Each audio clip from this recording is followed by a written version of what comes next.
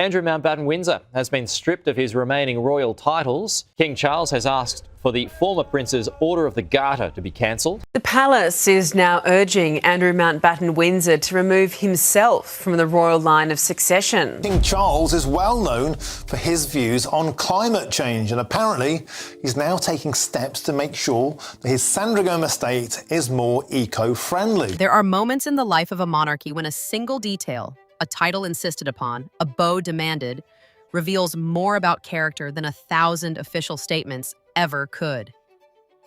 This is the story of one such moment. A moment when King Charles III, already navigating the most turbulent period of his reign, discovered that his younger brother was continuing to demand royal honors that the crown had formally revoked. The discovery sent shockwaves through the palace corridors, and what happened next would test the very limits of family loyalty against institutional duty. If you've been following the British royal family over the past several years, you know that Prince Andrew, now known simply as Andrew Mountbatten Windsor, has been at the center of controversy after controversy. But this latest revelation takes his story into new territory. Because while the world watched as he was stripped of his military titles, his patronages, his Royal Highness style, and even his prince title itself, something else was happening behind closed doors. Something that would push King Charles to a breaking point. Let me take you back to October 30th, 2025. Buckingham Palace issued a statement that reverberated around the world. After years of mounting pressure, King Charles had begun a formal process to remove the style, titles, and honors of Prince Andrew. By November 6th, letters patent under the Great Seal declared that Andrew Mountbatten Windsor would no longer hold or enjoy the style, title, or attribute of Prince or His Royal Highness. The New York Times, The Guardian, NPR, and the BBC all confirmed the historic nature of this action. It was the first time in modern British history that a prince had been formally stripped of his titles during his own lifetime. The reasons were clear to anyone who had followed the story. Andrew's association with convicted sex offender Jeffrey Epstein had cast a long shadow over the monarchy. The disastrous November 2019 BBC Newsnight interview, in which Andrew claimed he couldn't sweat and offered the now infamous Pizza Express alibi, had made him a liability. Then came February 19th, 2026, when Thames Valley Police arrested Andrew at Wood Farm on the Sandringham estate on suspicion of misconduct in public office. Multiple outlets including CNN, Reuters, and The Atlantic reported that he was accused of sharing confidential Treasury documents with Epstein during his time as a trade envoy. Though he was released after 11 hours and has not been charged, the damage was done. By that point, King Charles had already ordered his brother to vacate the Royal Lodge, the 30-room Windsor mansion Andrew had called home for 2 decades. So Andrew moved. Not willingly, but inevitably. He was relocated to a much smaller property on the Sandringham estate, variously described as marsh farm or a cottage, a far cry from the grandeur he was accustomed to. People magazine reported in early February 2026 that Sandringham staff were refusing to serve him. The Express noted that only 3 servants remained willing to work for him, and those staff members were reportedly drawing straws to see who would have to take the assignment. The Sun confirmed in late February that Andrew would have only a skeleton staff, a chef, and a valet, after decades of being waited on by a full household team. But here's where the story takes its most telling turn. Because even as Andrew's world contracted, even as his titles were revoked and his housing downgraded, he refused to accept the new reality. Multiple sources began reporting something extraordinary. Andrew was still demanding that staff address him as Your Royal Highness. He was still insisting that they bow and curtsy when entering a room. And most significantly, he was still using the title Duke of York in private, despite having surrendered it publicly. Rob Shuter, a celebrity reporter who broke the initial story in late October 2025 on his Substack newsletter, quoted a source saying, "The butler still says Your Royal Highness, and the staff still bow." Andrews made it clear, palace rules don't apply inside his walls. Cosmopolitan, Yahoo News UK, and AOL all picked up the story. The Mirror ran a piece in early November headlined, "Andrew's Tyranny Behind Closed Doors," detailing how he continued to enforce royal protocol in his private residence even after being stripped of the right to use those titles publicly. By March 2026, The Telegraph published a column by writer Harry Mount, who recounted a story about a woman who was made to repeat her curtsy to Andrew because she hadn't executed it with sufficient deference. The Express covered another incident in which Andrew made a ludicrous demand to a girlfriend's landlady, insisting she curtsy to him in her own home. The pattern was unmistakable. Mountbatten Windsor was living in a parallel reality, one in which he remained a royal prince entitled to all the deference and ceremony that came with it. Now you might ask, why does this matter? After all, what a man insists on being called in his own home might seem like a private affair. But in the context of the British monarchy, titles are not private matters. They are instruments of state, conferred by the sovereign and revocable by the sovereign.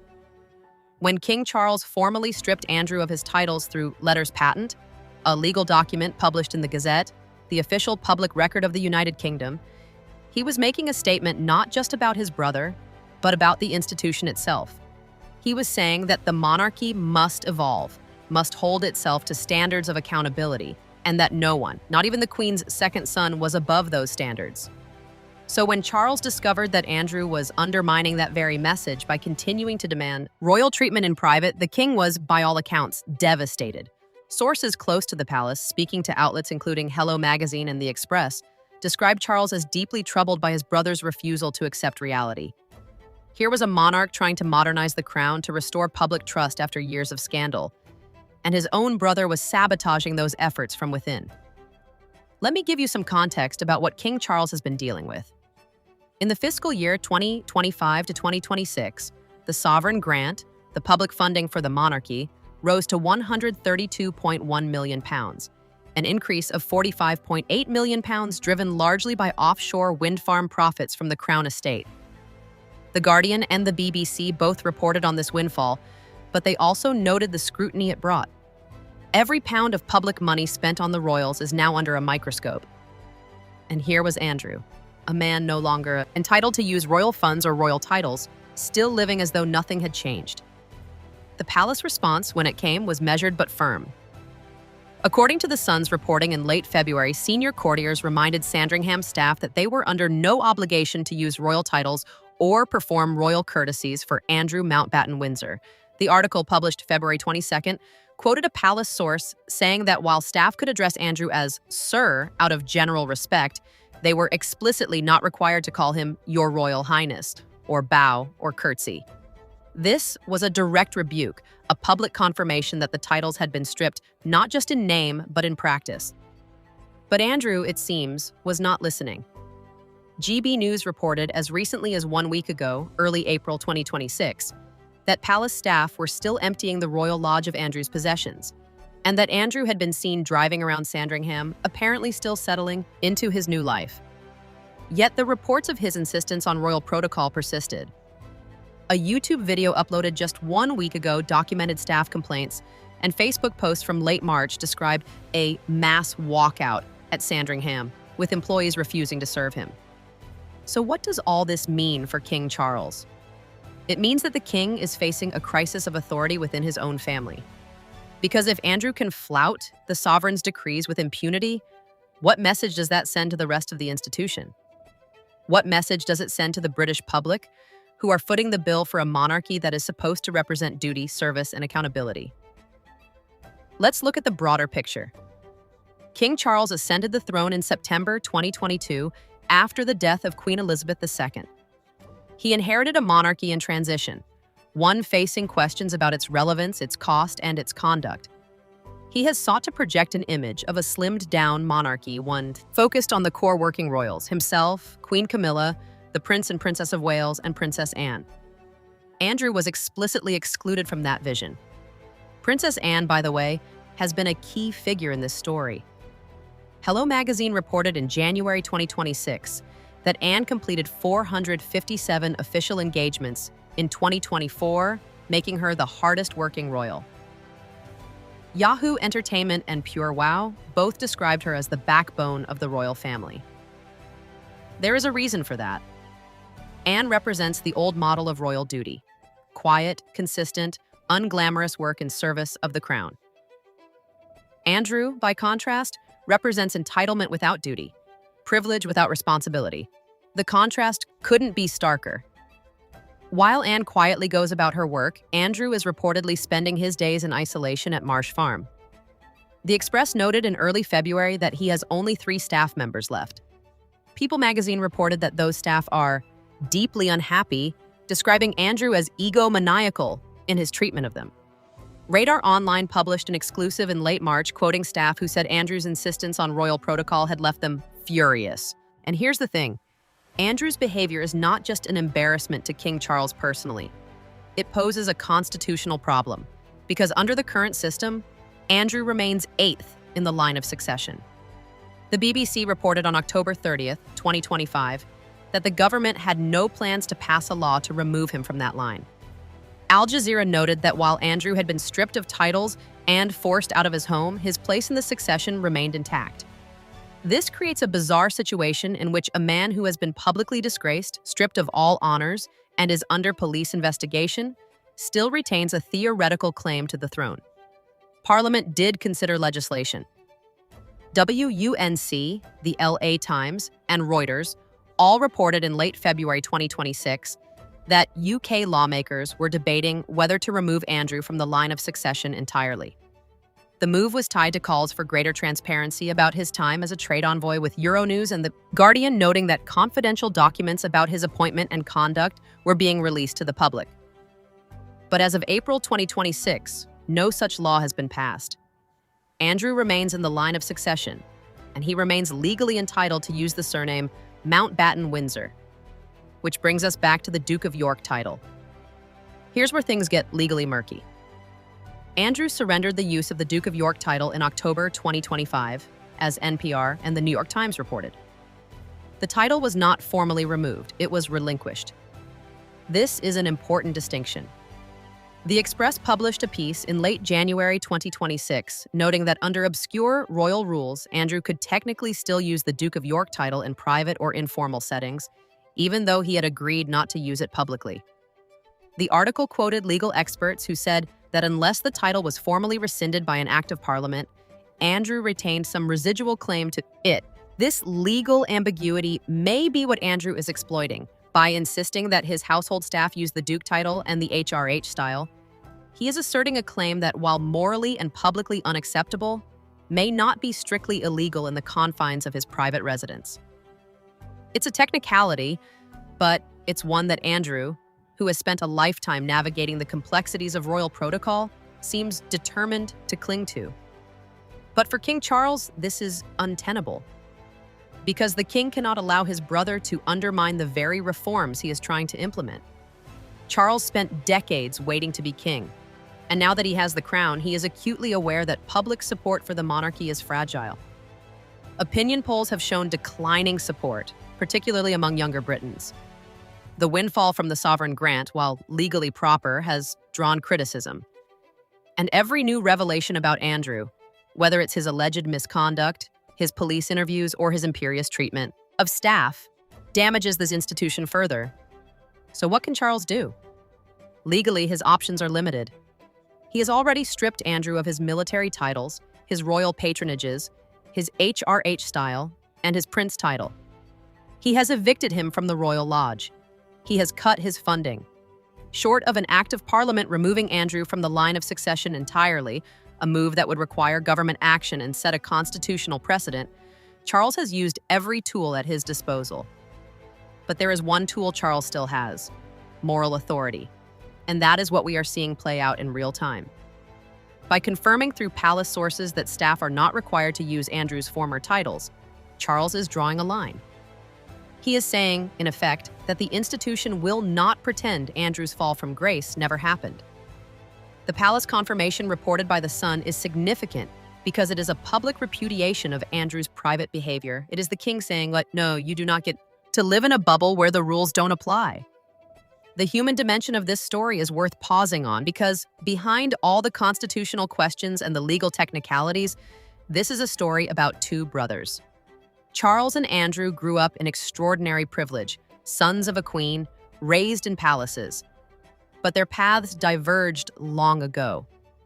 Charles was groomed for kingship, burdened with duty, his personal life scrutinized and often sacrificed to the demands of the crown. Andrew, as the spare, enjoyed many of the privileges of royalty without the same level of responsibility. He was indulged, some might say spoiled, by his mother, who reportedly saw him as her favorite.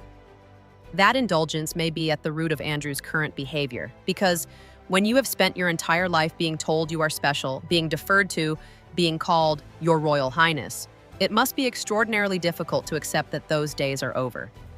Andrew is 66 years old. He has lived more than 6 decades as a prince. And now, in what should be his retirement years, he has lost everything. His titles, his home, his public role, his reputation. The psychological toll of such a fall must be immense. But here's the thing. Sympathy for Andrew's personal struggles does not excuse his behavior. Because while he is suffering the consequences of his own actions, his association with Epstein, his disastrous interview, his alleged misconduct, others are suffering too.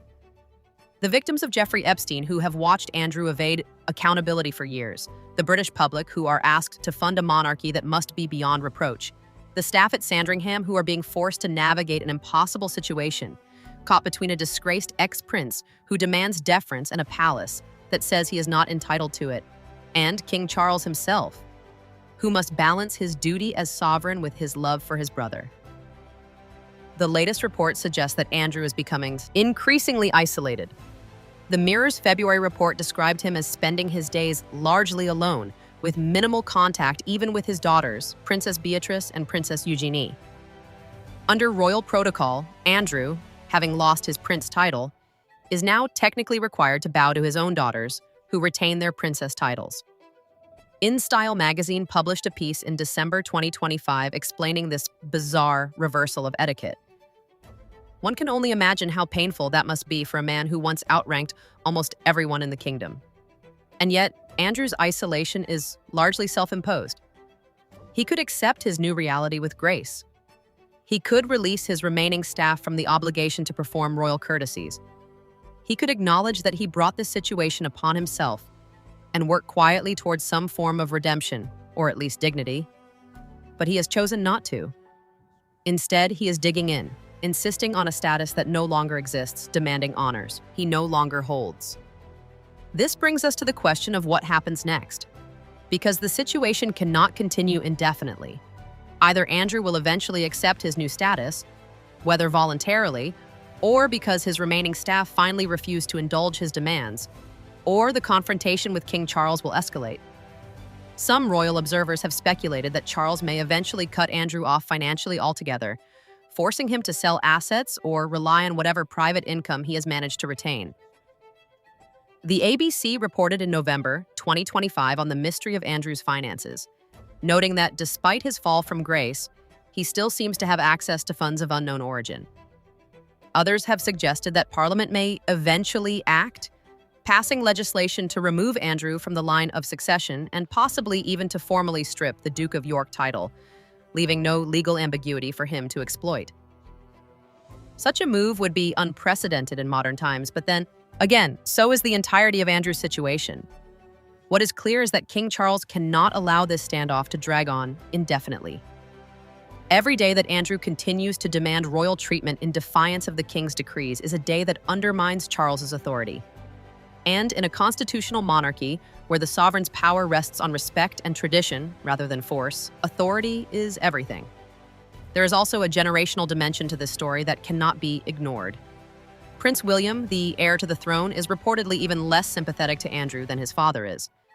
Multiple reports have suggested that William has made it clear Andrew will have no role in the monarchy once William becomes king. Some sources have even claimed that William has said, Andrew will not be welcome at King Charles's funeral when that day eventually comes. This is the future Andrew is facing. Not just estrangement from his brother, but total exclusion from the institution that has defined his entire life. So as we watch this drama unfold, we are witnessing something profound.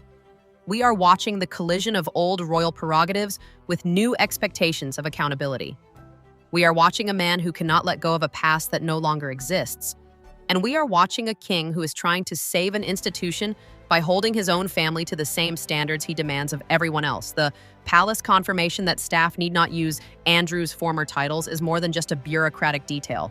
It is a statement of principle. It is King Charles saying that the monarchy will not be held hostage by one man's ego. It is a line in the sand. But it is also, in its way, a tragedy, because this is a family in crisis, played out on a public stage. These are brothers who once shared a childhood, who once stood together on the Buckingham Palace balcony, who once were part of the same tight-knit royal unit. And now they are locked in a battle over something as fundamental as what Andrew can call himself in his own home. The British people are watching. The Commonwealth is watching. The world is watching.